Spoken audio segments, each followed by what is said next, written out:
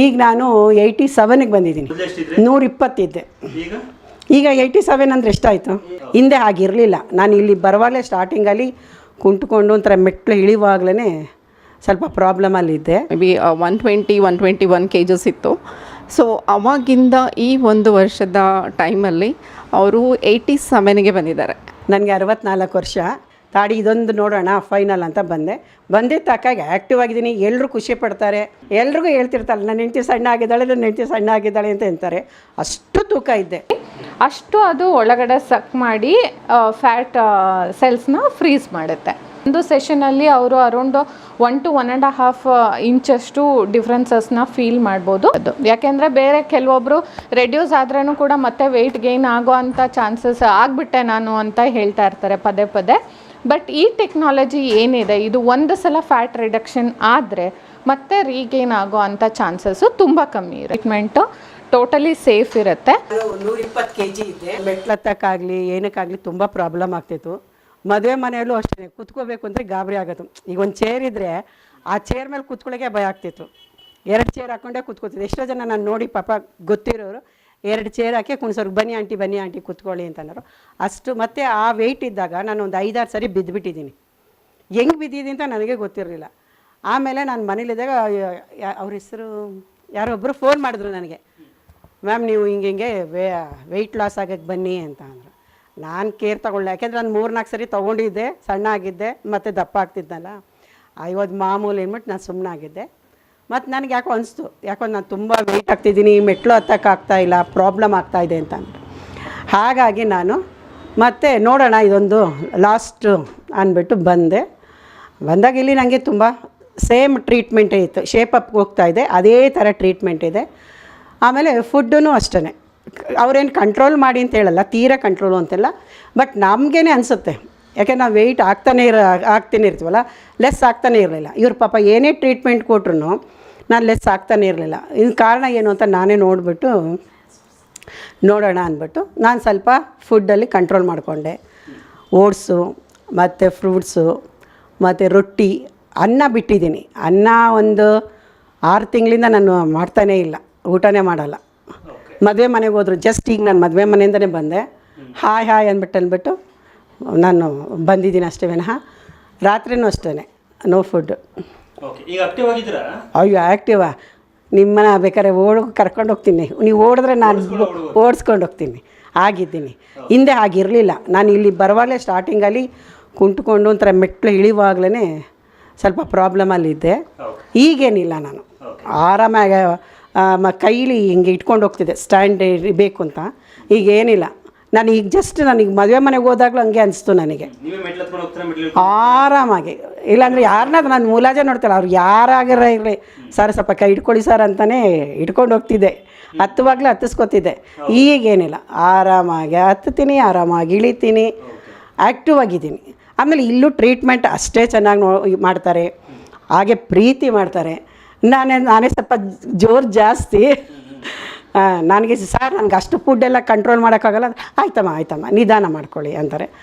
ಅಂದರೆ ಅವ್ರು ನಮ್ಗೆ ಹೇಳೋದು ಒಳ್ಳೇದಕ್ಕೇ, ನಾನು ಅದಕ್ಕೆ ಇದು ಅಂತಲ್ಲ. ಆದರೆ ನಾವು ತೀರಾ ಫುಡ್ ಕಂಟ್ರೋಲ್ ಮಾಡೋಕ್ಕೂ ಸಡನ್ನಾಗಿ ಆಗೋದೇ ಇಲ್ಲ. ನನ್ನ ಮನೆಗಿಂತ ನಮ್ಮ ಮಕ್ಕಳು ಏನು ಅನ್ನಕ್ಕೆ ಹೋಗಲ್ಲ, ನಮ್ಮ ಅಮ್ಮನ ಕಾವಲ್ ಅಂದ್ರೆ ಬೇರೆಯವರೆಲ್ಲ ಅಯ್ಯೋ ಸಾಕು ನೀನು ಸಣ್ಣ ಆಗಿರೋದು ಅಂತಾರೆ. ಈಗ ನಾನು 87ಗೆ ಬಂದಿದ್ದೀನಿ. 120 ಇದ್ದೆ. ಈಗ 87 ಅಂದರೆ ಎಷ್ಟಾಯಿತು? ಅದೇ ಇಲ್ಲೇ ಈ ಟ್ರೀಟ್ಮೆಂಟ್ ತುಂಬ ಚೆನ್ನಾಗಿ ಟ್ರೀಟ್ಮೆಂಟ್ ಮಾಡ್ತಾರೆ. ಇದು ಫೇಸ್ ಒಂದು ಅಷ್ಟೇ, ಇದೆಲ್ಲ ನಂಗೆ ಲೂಸ್ ಇತ್ತು, ಇದೆಲ್ಲ ನನಗೆ ಟೈಟ್ ಮಾಡಿದ್ದಾರೆ ನೋಡಿ.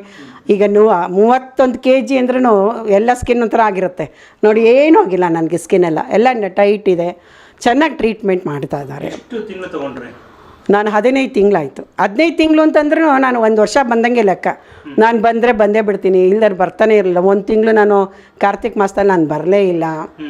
ಆಯುಧ ಪೂಜೆ ಟೈಮಲ್ಲಿ ನಮಗೆ ಗೊತ್ತಿವ್ರಿಗೆ, ನವರಾತ್ರಿಲೆಲ್ಲ ನನಗೆ ಬ್ಯುಸಿ ಇರ್ತೀನಿ. ಆ ಥರ ನಾನು ಬಂದಿಲ್ಲ ಅಂದರೆ ಲೆಕ್ಕದಲ್ಲಿ 15 ತಿಂಗಳಲ್ಲಿ 5 ತಿಂಗಳು ಬಂದಿಲ್ಲ. ಒಂದು ಇವ್ರಿಗೆ ಥ್ಯಾಂಕ್ಸ್ ಹೇಳಬೇಕು, ಯಾಕೆಂದರೆ ನಮ್ಮನ್ನ ಪ್ರೀತಿ ಮಾಡ್ತಾರಲ್ಲ. ನಾನು ಏನೇ ಒಂಥರ ಕೋಪ ಮಾಡಿಕೊಂಡ್ರು ಪ್ರೀತಿ ಮನುಷ್ಯನಿಗೆ ನೀವು ಮಕ ಸಿಂಟಿಸ್ಕೊಂಡ್ರೆ ಯಾರೂ ಬರಲ್ಲ. ಪ್ರೀತಿಯಿಂದ ಇದು ಮಾಡ್ತಾರಲ್ಲ ಅದೇ ಮೇಯ್ನು.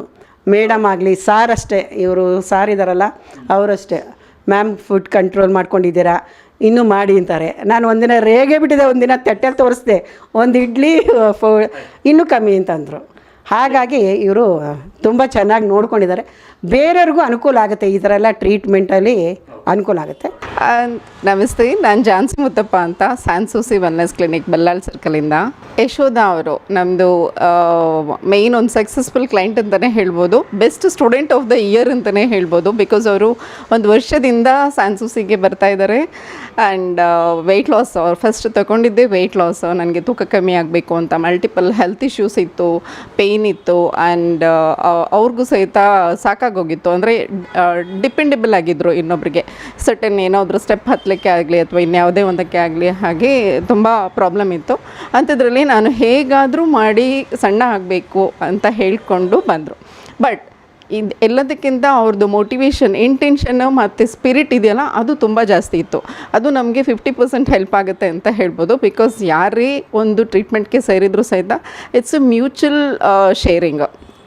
ಸೊ ಅಂಥದ್ರಲ್ಲಿ ಯಶೋಧ ಅವರು ಸ್ಯಾನ್ಸೂಸಿಗೆ ಜಾಯ್ನ್ ಆದ ಟೈಮಿಂದ ಆವಾಗ she was may be 121 kgs ಇತ್ತು. ಸೊ ಅವಾಗಿಂದ ಈ ಒಂದು ವರ್ಷದ ಟೈಮಲ್ಲಿ ಅವರು 87ಗೆ ಬಂದಿದ್ದಾರೆ. It was a very very hardship, but it was very very interesting journey ಅಂತ ಹೇಳ್ಬೋದು. ಅವ್ರಿಗೆ ನಮ್ಮಲ್ಲಿ ಕೊಡುವಂಥ ಡಯಟ್ ಕೌನ್ಸಿಲಿಂಗೇ ಆಗಿರಲಿ, ನಮ್ಮಲ್ಲಿ ಕೊಡುವಂತಹ ಅವ್ರಿಗೆ ಗೈಡೆನ್ಸೇ ಆಗಿರಲಿ, ಆ್ಯಂಡ್ ಅವರು ಬೇಸಿಕ್ ವೆಯ್ಟ್ ಲಾಸ್ ಟ್ರೀಟ್ಮೆಂಟಿಂದ ಅಡ್ವಾನ್ಸ್ ಟ್ರೀಟ್ಮೆಂಟ್ ತನಕನೂ ಸಹಿತ ಇವಾಗ ಬಂದಿದ್ದಾರೆ. So the stage by stage ನಮ್ಮದೆಲ್ಲ ಗೈಡೆನ್ಸನ್ನ ಸಹಿತ ತಗೊಂಡಿದ್ದಾರೆ. ನನಗೆ 64 ವರ್ಷ, ನನಗೆ BP ಇಲ್ಲ, ಶುಗರ್ ಇಲ್ಲ, ಆಮೇಲೆ ಥೈರಾಯ್ಡ್ ಅದಿಲ್ಲ. ಎಲ್ಲರೂ ಕೇಳ್ತಾರೆ 64 ವರ್ಷ ನಿನಗೆ ಏನೂ ಇಲ್ವಾ, ಇಷ್ಟೊಂದು ದಪ್ಪ ಇದ್ದಲ್ಲ ಅಂತ ಕೇಳ್ತಾರೆ. ನನಗೇನೂ ಇರಲಿಲ್ಲ. ಬಟ್ ನಾನು ಇಲ್ಲೇನು ಅಂತಂದರೆ ಅವ್ರು ಫುಡ್ ಕಂಟ್ರೋಲ್ ಮಾಡಿ ಅಂತಾರೆ, ತೀರಾ ಕಂಟ್ರೋಲ್ ಮಾಡಿ ಅನ್ನಲ್ಲ. ಅಥವಾ ನೀವು ಮದುವೆ ಮನೆಗೆ ಹೋಗಿ ಅದಿಲ್ಲ ಏನು ತಿನ್ನಬೇಕು ಅಷ್ಟು ತಿನ್ಕೊಬನ್ನಿ ಅಂತ ಹೇಳ್ತಾರೆ ವಿನಃ ತಿನ್ನಲೇಬೇಡಿ ಅಂತಲೂ ಏನು ಹೇಳಿಲ್ಲ. ಎಷ್ಟು ವರ್ಷದಿಂದ ನೀವು ದಪ್ಪ ಇದ್ದೀರಿ? ನಾನು ಈ ಕೊರೋನಾಗೂ ಮುಂಚೆಯಿಂದ ದಪ್ಪ ಇದ್ದೆ. 4 ವರ್ಷದಿಂದ ನಡೆಯೋಕ್ಕಾಗ್ತಿರಲಿಲ್ಲ. ನಾನು ಅಯ್ಯೋ ಇದ್ದೆ ನಮ್ಮಮ್ಮನೂ ಹಾಗೆ ಇದ್ದರು ಅಂತ ನಾನು ಹಂಗೆ ಅಂದ್ಕೊಂಡಿದ್ದೆ.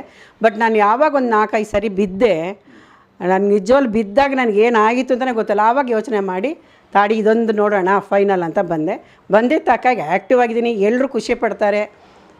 ನಮ್ಮ ಮನೇಲಿ ಈವನ್ ನಮ್ಮ ಯಜಮಾನ್ರು ನನ್ನ ಮುಂದೆ ಹೇಳಲ್ಲ, ಎಲ್ರಿಗೂ ಹೇಳ್ತಿರ್ತಾರೆ ನನ್ನ ಹೆಂಡತಿ ಸಣ್ಣ ಆಗಿದ್ದಾಳೆ ಅಂತ ಅಂತಾರೆ. ಅಷ್ಟು ತೂಕ ಇದ್ದೆ. ಮತ್ತು ನನಗೆ ಸ್ಕಿನ್ನು ಅಷ್ಟೇ ಎಲ್ಲ ಒಂಥರ ಇದ್ರಂಗಿತ್ತು. ಇಲ್ಲಿ ಫೇಸು ಅದು ಹಾಗೆ ಆಗುತ್ತೆ. ವೆಯ್ಟ್ ಯಾವಾಗ ನಿಮ್ಗೆ ಲಾಸ್ ಆಗುತ್ತೆ ಇದೆಲ್ಲ ರಿಂಕಲ್ಸ್ ಬಂದೇ ಬರುತ್ತೆ. ಇವರು ಫೇಶಿಯಲಿಂದ ಇದರಿಂದ ಎಲ್ಲ ಆದಮೇಲೆ ನನಗೆ ನೋಡಿ ರಿಂಕಲ್ಸೇ ಇಲ್ಲ. ಆ್ಯಕ್ಚುಲಾಗಿ ನನಗೆ ಆ ಥರ ಅನಿಸ್ತಾನೂ ಇಲ್ಲ. ಇಲ್ಲಿ ಬಂದಿದ್ದ ತಕ್ಕಾಗೆ ನನಗೆ ಪ್ರಾಫಿಟ್ ಆಗಿದೆ. ಆ್ಯಕ್ಚುಲಿ ಪ್ರತಿಯೊಬ್ಬ ಕ್ಲೈಂಟು ಸ್ಯಾನ್ಸೂಸಿಗೆ ವಿಸಿಟ್ ಮಾಡ್ತಾ ಇದ್ದಾಗನೇ ನಾವೇನು ಮಾಡ್ತೀವಿ ಅಂತ ಹೇಳಿದರೆ ಅವ್ರದ್ದು ಹಿಸ್ಟ್ರಿ ಕೇಳ್ತೀವಿ. ಹಿಸ್ಟ್ರಿ ಕೇಳೋದು ಅಂತ ಹೇಳಿದರೆ ಅವ್ರದ್ದು ಹೈಟು, ವೆಯ್ಟ್, ಏಜು ಅದನ್ನೆಲ್ಲ ನಾವು ನೋಡ್ತೀವಿ. ಬಾಡಿ ಕಂಪೋಸಿಷನ್ ಅನಾಲಿಸಿಸ್ ಅಂತ ಇರುತ್ತೆ. ಅದ್ರ ಜೊತೆಗೆ ಅವ್ರದ್ದು ಹೆಲ್ತ್ ಕಂಡೀಷನ್ಸ್ ಹೇಗೆ, ಅವ್ರದ್ದು ಫುಡ್ ಪ್ಯಾಟರ್ನ್ಸ್ ಹೇಗೆ, ಅವ್ರದ್ದು stress, work pattern, work stress ಯಾವ ಥರ ಹೇಗೆ ಅಂತ ಹೇಳ್ಕೊಂಡು ಒಂದು ಮಿನಿಮಮ್ ಆಗಿ ನಾವು ಹಿಸ್ಟ್ರಿ ಕೇಳ್ತೀವಿ. ಅದ್ರ ಜೊತೆ ಅವ್ರದ್ದು ಬ್ಯಾಕ್ಗ್ರೌಂಡ್ ಪ್ಯಾಟರ್ನ್ ನಮಗೆ ಗೊತ್ತಾದಾಗ ನಮಗೆ ಅವ್ರ ಜೊತೆಗೆ ಅವ್ರದ್ದು ವೆಯ್ಟ್ ಸಹಿತ ಬಾಡಿ ಕಾಂಪೋಸಿಷನ್ ಅನಾಲಿಸಿಸಲ್ಲಿ ನಮ್ಗೆ ಗೊತ್ತಾದಾಗ ನಾವು ಅವ್ರಿಗೆ ಡಿಫ್ರೆಂಟ್ ಟೈಪ್ ಆಫ್ ಟ್ರೀಟ್ಮೆಂಟನ್ನು ಅಡ್ವೈಸ್ ಮಾಡ್ತೀವಿ. ಸೊ ಒಬ್ಬ ಮನುಷ್ಯ ವೆಯ್ಟ್ ಲಾಸಿಗೆ ಬರಬೇಕು ಅಂತ ಹೇಳಿದರೆ ವೆಯ್ಟ್ ಲಾಸ್ ಪ್ರೋಗ್ರಾಮಲ್ಲಿ ಬೇಸಿಕ್ ಟ್ರೀಟ್ಮೆಂಟ್ ಅಂತ ಹೇಳಿದರೆ it's a combination of machines and massages. So the machines ಏನು ಮಾಡುತ್ತೆ, ಇಟ್ಸ್ ಮಸಲ್ನ ಸ್ಟಿಮ್ಯುಲೇಟ್ ಮಾಡಿ ವೆಯ್ಟ್ ಲಾಸ್ ಮಾಡೋದಕ್ಕೆ ಹೆಲ್ಪ್ ಮಾಡುತ್ತೆ. ಆ್ಯಂಡ್ ಮಸಾಜಸ್ ಏನು ಮಾಡುತ್ತೆ, so again that it's all completely natural process ಅಂತ ಹೇಳ್ಬೋದು. ಸೊ ಏನು ಮೊಬಲೈಸ್ ಆಗಿರುವಂತಹ ಫ್ಯಾಟ್ ಇರುತ್ತೋ ಸೊ ಅದನ್ನು ಬರ್ನ್ಔಟ್ ಮಾಡೋಕ್ಕೆ ಮ್ಯಾನ್ಯುಯಲ್ ಮಸಾಜಸ್ ಹೆಲ್ಪ್ ಮಾಡುತ್ತೆ. ಬಟ್ ಮೋಸ್ಟ್ ಇಂಪಾರ್ಟೆಂಟ್ ಥಿಂಗ್ ಸ್ಯಾನ್ಸೂಸಿಲಿ ನಾವು ಏನು ಮಾಡ್ತೀವಿ ಅಂತ ಹೇಳಿದರೆ ಎಷ್ಟು ಮೊಬಲೈಸ್ ಆದ ಫ್ಯಾಟ್ ಬರ್ನ್ಔಟ್ ಆಗುತ್ತೋ ಆ ಸ್ಕಿನ್ನು ಸ್ಯಾಗಿಂಗ್ ಆಗಿರುತ್ತೆ ಆ್ಯಂಡ್ ಏನೋ ರಿಂಕಲ್ಸ್ ಆಗುವಂತಹ ಚಾನ್ಸಸ್ ಇರುತ್ತೆ, ಲೂಸ್ ಆಗಿರುತ್ತೆ. ಸೊ ಈ ಫರ್ಮಿಂಗ್ ಆ್ಯಂಡ್ ಟೋನಿಂಗನ್ನು ನಾವು ಸೈಮಲ್ಟೇನಿಯಸ್ಲಿ ಮಾಡ್ತೀವಿ. It goes ಪ್ಯಾರಲಲಿ. ಒಂದು ಸೈಡಲ್ಲಿ ವೆಯ್ಟ್ ಲಾಸ್ ಆಗುತ್ತೆ, ಇನ್ನು ಅನದರ್ ಸೈಡಲ್ಲಿ ಸ್ಕಿನ್ ಟೋನ್ ಆ್ಯಂಡ್ ಟೈಟ್ನಿಂಗ್ ಆಗುತ್ತೆ. ಶೋಧ ಮೇಡಮೇ ಆಗಿರಲಿ ಅಥವಾ ಬೇರೆ ಯಾವುದೇ ಸಕ್ಸಸ್ಫುಲ್ ಕ್ಲೈಂಟೇ ಆಗಿರಲಿ, they feel it is like ನಾನು ಕಮ್ಮಿ ಆಗ್ತಾ ಇದ್ದೀನಿ, ನನ್ನ ಫ್ಯಾಟ್ ಕಮ್ಮಿ ಆಗ್ತಾ ಇದೆ, ನಾನು ತೂಕ ಕಮ್ಮಿ ಆಗ್ತಾ ಇದ್ದೀನಿ ಅಂತ ಹೇಳ್ಕೊಂಡು, but they never feel that ನನ್ನ ಸ್ಕಿನ್ ಸ್ಯಾಗಿಂಗ್ ಆಗ್ತಾ ಇದೆ ಅಂತ. ಸೊ ಎಡಿಷನಲಿ ಸಪೋರ್ಟಿವ್ ಟ್ರೀಟ್ಮೆಂಟ್ ತೊಗೋಬೇಕಾಗುತ್ತೆ sometimes, but tightening and toning, body toning ನಾವು ಅದ್ರ ಜೊತೆನೇ ಮಾಡ್ತೀವಿ. ಸೊ ಈಗ ನೋಡಿ ನಾನು ಪ್ರೋಗ್ರಾಮ್ ಪ್ಲೇಸ್ ಮಾಡ್ತಾ ಇದ್ದೀನಿ.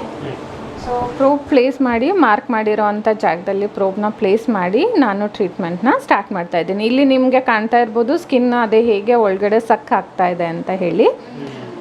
ಸೊ ಇದು ಎಷ್ಟು ಅದು ಒಳಗಡೆ ನಮಗೆ ಸ್ಯಾಗಿಂಗ್ ಇರುತ್ತೆ ಅಂದರೆ ಸ್ಕಿನ್ನಲ್ಲಿ, ಅಷ್ಟು ಅದು ಒಳಗಡೆ ಸಕ್ ಮಾಡಿ ಫ್ಯಾಟ್ ಸೆಲ್ಸ್ನ ಫ್ರೀಸ್ ಮಾಡುತ್ತೆ. ಓಕೆ, ಸೊ ಈ ಥರ programme around 30 minutes in single area, ಅಂದರೆ ಒಂದು ಜಾಗದಲ್ಲಿ 30 ನಿಮಿಷಗಳ ಕಾಲ ನಾವು ಈ ಟ್ರೀಟ್ಮೆಂಟ್ನ ಕೊಡ್ತೀವಿ.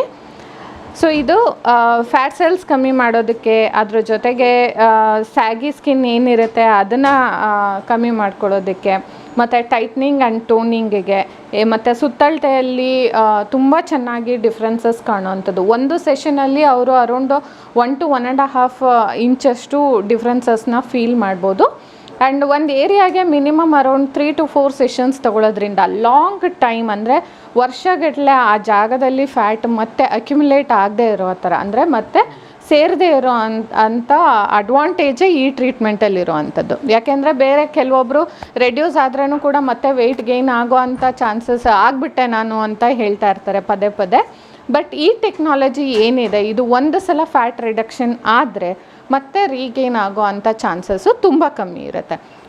ಅದ್ರ ಜೊತೆಗೆ ಒಂದು ಪ್ರೋಗ್ರಾಮ್ ನಾವೇನು ತೊಗೊಳ್ತೀವಿ, ಅಂದರೆ ಒಂದು ಸೆಷನ್ ಅಂತ ನಾವೇನು ಹೇಳ್ತೀವಿ, ಈ ಒಂದು ಸೆಷನ್ನು ನಾನು ಮುಂಚೆನೇ ಹೇಳ್ದಾಗೆ ಅಪ್ ಟು 90 ಡೇಸ್ವರೆಗೂ ನಿಮಗೆ ವರ್ಕ್ ಆಗ್ತಾನೆ ಇರುತ್ತೆ. ಇಲ್ಲಿ ನೋಡಿ ಅದು ಹೇಗೆ ವರ್ಕ್ ಆಗುತ್ತೆ ಅನ್ನೋದನ್ನು ತೋರಿಸ್ತಾರೆ. ಫ್ಯಾಟ್ ಸೆಲ್ಸ್ ನಿಮಗೆ ಅಲ್ಲಿ ಫ್ರೀಸ್ ಆಗ್ತಾ ಇರುತ್ತೆ. ಸೊ ಈ ಥರ ಫ್ರೀಸ್ ಆಗಿರೋವಂಥ ಫ್ಯಾಟ್ ಸೆಲ್ಸ್ ಏನಾಗುತ್ತೆ, ಡೇ ಬೈ ಡೇ ನಾವು ಹೇಗೆ ಬಾಡಿಯಿಂದ ಲೈಕ್ ಎಕ್ಸಸೈಸ್ ಮಾಡಿ ಆಗಿರ್ಬೋದು, ಅಥವಾ ಬೇರೆ ಟ್ರೀಟ್ಮೆಂಟ್ಸ್ ಮುಖಾಂತರ ಇರ್ಬೋದು, ಅಥವಾ ಫ್ಲೂಯಿಡ್ಸ್ ಮುಖಾಂತರ ಇರ್ಬೋದು, ನಮ್ಮ ದೇಹದಿಂದ ಅದು ಹೊರಹಾಕಲ್ಪಡುತ್ತೆ. ಹಾಂ, ಯೂರಿನ್ ಇಂದ ನಮಗೆ, ಅಥವಾ ಸ್ವೆಟ್ಟಿಂದ, ಇವಾಗ ನಾವು ವರ್ಕೌಟ್ಸ್ ಮಾಡಿದಾಗ ಸ್ವೆಟ್ ಆಗ್ತೀವಿ, ಸೊ ಅದ್ರ ಮುಖಾಂತರ ಎಲ್ಲ ಅದು ದೇಹದಿಂದ ಹೊರಗಡೆ ಹೋಗ್ತಾ ಹೋಗುತ್ತೆ. It's a very scientific based treatment, totally safe ಇರುತ್ತೆ, ಯಾವುದೇ ಥರ ಹಾರ್ಮ್ ಇರಲ್ಲ. ಸೊ ಎಲ್ರೂ ತುಂಬ ಜನಕ್ಕೆ ಈ ಸರ್ಜರಿ ಆದಮೇಲೆ ದಪ್ಪ ಆಗಿಬಿಟ್ಟಿರ್ತಾರೆ ಇದ್ದಕ್ಕಿದ್ದಂಗೆ, ಮತ್ತು ತುಂಬ ಹೌದು ಪೋಸ್ಟ್ ಪ್ರೆಗ್ನೆನ್ಸಿಯಲ್ಲಿ ಸಿ ಸೆಕ್ಷನ್ ಆದಮೇಲೆ. ಆ್ಯಂಡ್ ಅದು ತುಂಬ ಜನಕ್ಕೆ ಇವಾಗ ಆ್ಯಕ್ಟಿವ್ ಆಗಿ ಇರೋಕ್ಕಾಗಲ್ಲ, ಅಂದರೆ ನಾವು ಆ್ಯಕ್ಟಿವಿಟೀಸ್ ಮಾಡೋಕ್ಕಾಗಲ್ಲ, ಕೂತು ಮಾಡೋ ಅಂಥ ಕೆಲಸದಿಂದ ಅವರು ಮಿಡಲ್ ಸರ್ಕಮ್ಸ್ಟೆನ್ಸಸಲ್ಲಿ ಜಾಸ್ತಿ ಆಗಿರೋ ಅಂಥದ್ದು. ಸೊ ಈ ಥರ ತುಂಬ ಜನ ಸಫರ್ ಪಡ್ತಾರೆ, more of the time problem. So ಎಲ್ಲರಿಗೂ ಡೆಡಿಕೇಟೆಡ್ ಆಗಿ ತುಂಬ ಲಾಂಗ್ ಟೈಮ್ ಸ್ಪೆಂಡ್ ಮಾಡೋಕ್ಕಾಗಲ್ಲ ಈ ಥರ ಟ್ರೀಟ್ಮೆಂಟ್ ಒಂದೇ ವಿಷಯಕ್ಕೆ ಅಂತ ಹೇಳಿ ಕೂಡ ಇರುತ್ತೆ. ಸೊ ಅಂಥವರು ಇದನ್ನು ಒಂದು ಜಾಗದಲ್ಲಿ ಅರೌಂಡ್ ಅವರು ಜಸ್ಟ್ 15 to 20 ಡೇಸ್ ಅಷ್ಟೇ ಅವರು ಪರ್ ಸೆಷನ್ ಒಂದು ಸಲ ಬರಬೇಕಾಗತ್ತೆ. 3 ದಿನ ಆದಮೇಲೆ ಒಂದು ಫಾಲೋಡ್ ಬೈ ಟ್ರೀಟ್ಮೆಂಟ್ ಇರುತ್ತೆ, ಅಷ್ಟು ಬಂದರೆ ಸಾಕು. ಮತ್ತು ನಾವೇನು ಗೈಡ್ಲೈನ್ಸ್ ಕೊಡ್ತಾ ಇರ್ತೀವಿ ಅವರಿಗೆ, ಅದನ್ನು ಅವ್ರು ಫಾಲೋ ಮಾಡ್ಕೊಂಡಾದರೆ ಡೆಫಿನೆಟ್ಲಿ ಅವರು ತುಂಬ ಒಳ್ಳೆ ರಿಸಲ್ಟ್ಸ್ನ ಕಾಣ್ಬೋದು. ಇದು ಡಿಪೆಂಡ್ ಆಗುತ್ತೆ. ಮೇಯ್ನಾಗಿ ನಮಗೆ ಜೆನೆಟಿಕ್ ರೀಸನ್ಸ್, ಹೌದು ಮೇಯ್ನಾಗಿ ಇವಾಗ ಜೆನೆಟಿಕ್ ರೀಸನ್ಸ್ ಇರ್ಬೋದು, ಅಂದರೆ ತಂದೆ ತಾಯಿ ಅಥವಾ ವಂಶ ಪಾರಂಪರ್ಯವಾಗಿ ದಪ್ಪ ಆಗಿರೋ ಅಂಥದ್ದು, ಅದರ ಜೊತೆಗೆ ಕೂತ್ಕೊಂಡು ಕೆಲಸ ಮಾಡೋ ಅಂಥದ್ದು, ಆ್ಯಂಡ್ ದ ಪೋಸ್ಚರ್, ನಾವು ತುಂಬ ಹೊತ್ತು ಆ್ಯಕ್ಟಿವ್ ಆಗಿ ಇರಲ್ಲ, ಒಂದೇ ಜಾಗದಲ್ಲಿ ಕೂತ್ಕೊಂಡೇ ಕೆಲಸ ಮಾಡ್ತಾ ಇರ್ತೀವಿ, ತುಂಬ ಬ್ಯುಸಿ ಇರ್ತೀವಿ, ಓಡಾಡ್ತಾ ಇರಲ್ಲ. ಸೊ ಇದರಿಂದ ಏನಾಗುತ್ತೆ, ಒಂದೇ ಜಾಗದಲ್ಲಿ ಫ್ಯಾಟ್ ಕಲೆಕ್ಟ್ ಆಗ್ತಾ ಹೋಗುತ್ತೆ. ಡೆಫಿನೆಟ್ಲಿ ಸ್ಯಾನ್ಸೂಸಿಲಿ ಕ್ರ್ಯಾಶ್ ಡಯಟ್ ಅಂತ ನಾವು ಕೊಡೋದಿಲ್ಲ, ನಾವು ಅವ್ರಿಗೆ ಅವೇರ್ನೆಸ್ ಕೊಡ್ತೀವಿ. ನಿಮ್ಮ ಬಾಡಿಯಲ್ಲಿರುವಂತಹ ಫ್ಯಾಟ್ ಪರ್ಸೆಂಟೇಜ್ ಎಷ್ಟಿರುತ್ತೆ, ಆ್ಯಂಡ್ ನಿಮ್ಮದು ವಾಟರ್ ಮಾಸು ಸಹಿತ ಎಷ್ಟಿರುತ್ತೆ, ಆ್ಯಂಡ್ ದ ಬೋನಿಂದ ಮಸಲ್ ಮಾಸು ಸಹಿತ ಎಷ್ಟಿರುತ್ತೆ. ಸೊ ಇದನ್ನು ನೀವು ಬ್ಯಾಲೆನ್ಸ್ ಮಾಡಬೇಕು ಅಂತ ಹೇಳಿದರೆ the most culprit is the water and the fat mass ಆಗಿರುತ್ತೆ. ಇದನ್ನು ಕಮ್ಮಿ ಮಾಡಲಿಕ್ಕೆ ನಿಮಗೆ ನಿಮ್ಮದೇ ಆದ food pattern, may be vegetarian ಆಗಿರ್ಬೋದು ಆ್ಯಂಡ್ ನಾನ್ ವೆಜಿಟೇರಿಯನ್ ಆಗಿರ್ಬೋದು. ಸೊ ಅದಕ್ಕೆ ಅನುಗುಣವಾಗಿ ಅವರ ಫುಡ್ ಪ್ಯಾಟರ್ನ್ಗೆ ಅನುಗುಣವಾಗಿ ನಾವು ಅವ್ರಿಗೆ, ನಮ್ಮಲ್ಲಿ ನ್ಯೂಟ್ರಿಷನ್ ಇರ್ತಾರೆ, ಸೊ ಅವ್ರಿಗೆ ಫುಡ್ ಪ್ಯಾಟರ್ನನ್ನು ಹೇಳ್ತಾರೆ. It's a healthy food pattern ಅಂತ ಹೇಳ್ಬೋದು. ಸೊ ಯಾರಿಗೂ ನಾನೇನೋ ಇಲ್ಲ, ಖಂಡಿತವಾಗ್ಲೂ ಇಲ್ಲ, because we believe in the good food eating. ನಾವು ಗುಡ್ ಫುಡ್ ಸ್ಟೈಲ್ ನಮ್ಗೆ ಇದ್ದೇ ಇರಬೇಕು, ಬಟ್ ನಾವು ಅದನ್ನು ಮ್ಯಾನೇಜ್ ಮಾಡಬೇಕು. ಇದು ರೈಟ್ ನ್ಯೂಸ್.